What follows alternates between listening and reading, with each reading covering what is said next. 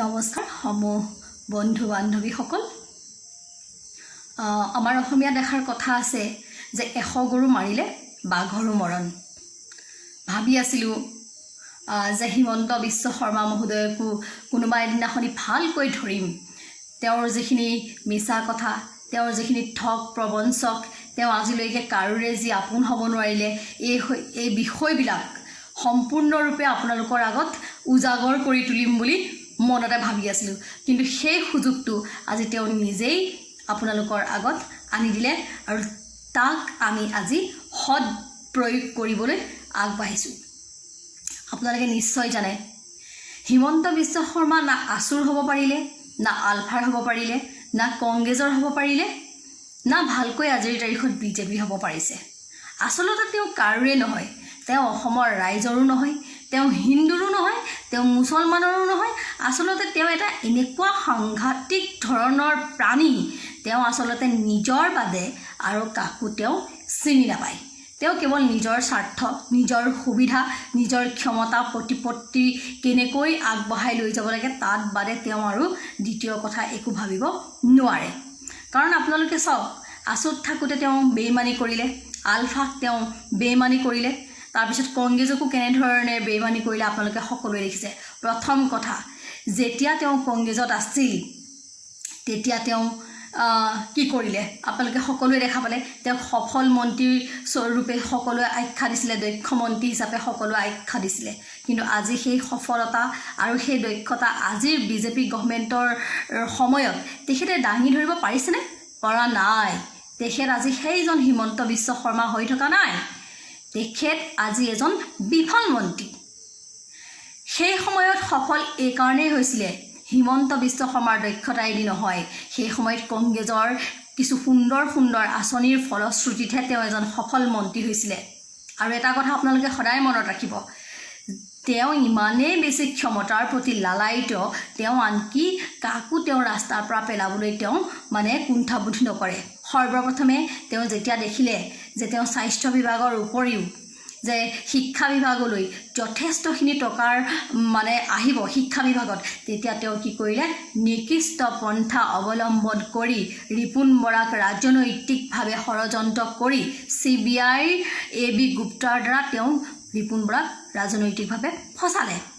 আৰু সেই সময়ত তৰুণ গগৈক লগাই ফুচুলাই একদম ইমান সাংঘাতিক ধৰণেৰে একশ্যন লোৱালে যে ৰিপুণ বৰাক অতি শীঘ্ৰেই একদম দলৰ পৰাও আনকি মন্ত্ৰিত্ব পদৰ পৰাও বিতাড়িত কৰি পেলানি আঁতৰোৱাৰ অৱস্থা এটা তেওঁ কৰি পেলালে।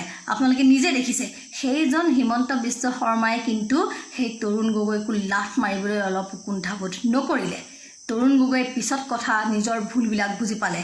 আজি এতিয়া হিমন্ত বিশ্ব শৰ্মাই ভাবিছে যে যদি তেওঁ যিখিনি কাম বা যি ষড়যন্ত্ৰ ৰিপুণ বৰাৰ ক্ষেত্ৰত কৰিলে, যে 21ত যিহেতুকে কংগ্ৰেছ আহি আছে, ৰিপুণ বৰাৰ নেতৃত্বতে যিহেতুকে কংগ্ৰেছ চৰকাৰ এখন গঠন হ'বলৈ গৈ থকাৰ সম্ভাৱনা আজি আহি দেখা পৰিছে, তেতিয়া তেওঁ আচলতে ভয়ত কম্পমান হৈ পৰিছে। তেওঁ ভাবিছে যিজন ৰিপুণ বৰাৰ দক্ষতাক তেওঁ আগতেই চিনি পাইছিল যে ৰিপুণ বৰা এজন সাংঘাতিক ধৰণেৰে দক্ষ ব্যক্তি, তেওঁৰ যি একাগ্ৰতা, তেওঁৰ যি কৰ্মনিষ্ঠা, সেয়া আচলতে তেওঁ তেতিয়াই বুজি পাইছিলে আৰু তেতিয়াই গম পাইছিলে যে এইজন ব্যক্তি থাকিলে তেওঁৰ ভৱিষ্যত কেতিয়াও উজ্জ্বল নহ'ব। সেইকাৰণে তেওঁ ৰিপুণ বৰাক আগতীয়াকৈ বহুত বেইমানি কৰি পেলানি তেওঁ আচলতে ৰাজনৈতিকভাৱে তেখেতক নিঃশেষ কৰিবলৈ চেষ্টা কৰিছিলে। কিন্তু ৰিপুণ বৰাই একাগ্ৰতাৰে নিজৰ যিখিনি তেওঁ কৰণীয় সেইখিনি কৰি তেওঁ নিজকে ক্লিন হিচাপে তেওঁ প্ৰতিষ্ঠা নিজে হৈ গ'ল।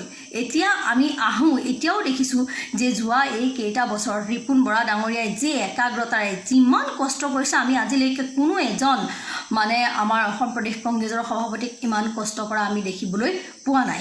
তেনেস্থলত এটা কথা মনত ৰাখিব, হিমন্ত বিশ্ব শৰ্মাই অসমত যদি ভয় কৰা দুজন পুৰুষ হৈছে, সেই প্ৰথমজন হৈছে ৰিপুণ বৰা আৰু দ্বিতীয়জন হৈছে অখিল গগৈ। আজি অখিল গগৈক জেলত ভৰাই থৈছে, কিন্তু ৰিপুণ বৰাক নিঃশেষ কৰিবলৈ হিমন্ত বিশ্ব শৰ্মাই এনেকুৱা আৰু এটা পন্থা যে অৱলম্বন নকৰিব আপোনালোকে নুই কৰিব নোৱাৰে। ভৱিষ্যতেও অদূৰ ভৱিষ্যতেও যদি ৰিপুণ বৰাৰ ক্ষেত্ৰত কিবা দুৰ্ঘটনা সংঘটিত হয়, তাৰ বাবে কিন্তু হিমন্ত বিশ্ব শৰ্মা সম্পূৰ্ণৰূপে দায়ী হ'ব। এই কথা আমি সমগ্ৰ অসমবাসীৰ আগত কৈ থলোঁ। তেওঁৰ এই নিকৃষ্ট ব্যৱহাৰ, এইবিলাক কথা আমাৰ আৰু অসমবাসী জানিবলৈ কোনো অৱগত নোহোৱাকৈ থকা নাই। তেখেতে নিজৰ পিতৃকো যিহেতুকে পাপী ক'ব পাৰে, শিক্ষকসকলক তেওঁ অপমান কৰিব পাৰে, তেওঁ ডক্টৰ নাৰ্ছসকলক তেওঁ অপমান কৰিব পাৰে। আজি তেখেতৰ এজন মন্ত্ৰী হিচাপে তেখেতৰ ভাষা কেনেকুৱা হ'ব লাগিছিলে, তেওঁ কিয় পাহৰি গ'ল? তেওঁৰ মাতৃ এগৰাকী অসম সাহিত্য সভাৰ উপসভানেত্ৰী হয়, তেনেকুৱা এগৰাকী মহিলাৰ তেওঁ সন্তান হয়। তেওঁৰ কি ব্যৱহাৰ পাতিত, আচাৰ আচৰণত কি তেওঁ অকণমান মানে অলপ ভাল ব্যৱহাৰ তেওঁ কৰিব নোৱাৰিলেহেঁতেন নেকি? তেওঁ মনটো ইমান লেতেৰা, ইমান নিকৃষ্ট, তেওঁ ইমান এজন পাপী ব্যক্তি। তেওঁ আচলতে নহয়, তেওঁ সদায় তেওঁ কাৰোবাৰ এই বেয়া কথাবিলাকেই ভাবি থাকে। আৰু আমাৰ এচাম ল'ৰা ছোৱালী আছে বা টেটৰ শিক্ষক একাংশই ভাবি থাকে যে হিমন্ত বিশ্ব শৰ্মাই দিয়াৰ বাবেহে তেওঁলোকে চাকৰি পালে। সেই চাকৰিখিনি হিমন্ত বিশ্বৰ পৈতৃক সম্পত্তি নহয়, হিমন্ত বিশ্ব শৰ্মাই দিবলৈ। সেই চাকৰি টেটৰ যি পৰীক্ষা 2012 চনত হৈছিল, সেই আঁচনি কিন্তু কংগ্ৰেছ দিনৰে আছিলে। ভাৰতবৰ্ষৰ আন আন ৰাজ্যত তাতোতকৈও আগৰ পৰা সেই আঁচনি ৰূপায়ণ হৈ আহিছিল। তাৰ ফলত যথেষ্ট নিবনুৱা যুৱক যুৱতীয়ে সংস্থাপন লাভ কৰিছিল। অসমত আহি 2012 চনত টেট পৰীক্ষা হ'ল, তাৰপিছত লাহে লাহে নিবনুৱাসকলক চাকৰি দিয়া হ'ল। সেইটো সময়ত ঠিকেই ৰিপুণ বৰাক তেওঁ ৰাজনৈতিকভাৱে ষড়যন্ত্ৰ কৰি জেলত ভৰাই তেওঁ নিজে সেই শিক্ষামন্ত্ৰীৰ আসনখন আপোনালোকে লৈছিলে। আপোনালোকে নিজেও সকলোৱে মনত পেলাওক কথাবোৰ।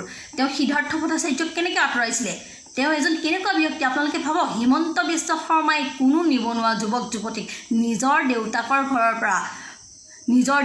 ঘৰৰ টকাৰ দ্বাৰা তেওঁ কিন্তু কাকো সংস্থাপিত কৰা নাই। এয়া জনসাধাৰণৰ টকা, জনসাধাৰণে কিছু কিছু চৰকাৰৰ আঁচনিৰ দ্বাৰাহে এওঁলোকে পাবলৈ সক্ষম হৈছে, তাকো নিজৰ বলত, নিজৰ মেধাৰ বলত। তাৰ বাবে হিমন্ত বিশ্ব শৰ্মাৰ ওচৰত কৃতজ্ঞ হোৱাৰ কোনো প্ৰয়োজন অনুভৱ নাই। আপোনালোকে আজি দেখক, 100 গৰু মাৰিলে বাঘৰো মৰণ। আজি এই মানুহজনৰ মনত ইমান নিকৃষ্ট কথা। মাজতে তেখেতে কৈছিল যে যিসকল পাপী সেইসকলৰহে বোলে কৰ্কট ৰোগ হয়। তেওঁৰ পিতৃকো সেই সাংবাদিকে যেতিয়া সুধিছিল যে আপোনাৰ পিতৃৰো কেঞ্চাৰ হৈছিল, তাৰমানে আপোনাৰ পিতৃও নেকি? বোলে হয়, মোৰ পিতৃও পাপীও হ'ব পাৰে, ডাঙৰ কথা নহয়। এনে এজন ব্যক্তি, এই ব্যক্তিজনৰ পৰা আচলতে অসমে আমাৰ পাবলগীয়া একো নাই। তেওঁ আচলতে আজিলৈকে সকলোকে আচলতে তেওঁ ঠগাই আহিছে নিজৰ চতুৰালিৰে।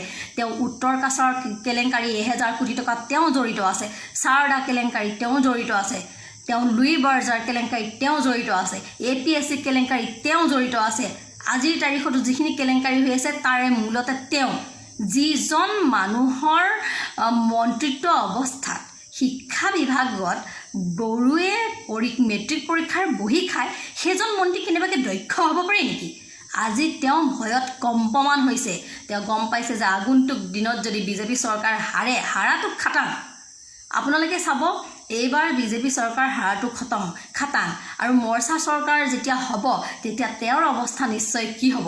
এইখিনিত যে তেওঁ জেললৈ যাব লাগিব সেইটো তেওঁ খাটাং। তেওঁ কৈছে যে চৰকাৰ আহিলে শ্বেৰমান আলীৰ কথা বাদ দিয়ক, প্ৰথমতে হিমন্ত বিশ্ব জেলত যাব লাগিব। আৰু সেই ভয়ে তেওঁ কুটুৰি খাইছে, যাৰ ফলত তেওঁ আবুল তাবুল বকিছে। আৰু শেষত মই পুনৰবাৰ কৈছোঁ, ভৱিষ্যতে, অদূৰ ভৱিষ্যতে যদি ৰিপুণ বৰা ডাঙৰীয়াৰ ক্ষেত্ৰত কিবা দুৰ্ঘটনা সংঘটিত হয়, তাৰ বাবে কিন্তু একমাত্ৰ হিমন্ত বিশ্ব শৰ্মা ডাঙৰীয়াই জগৰীয়া হ'ব। এই কথা মই আপোনালোকক জনাই থলোঁ। নমস্কাৰ, ধন্যবাদ।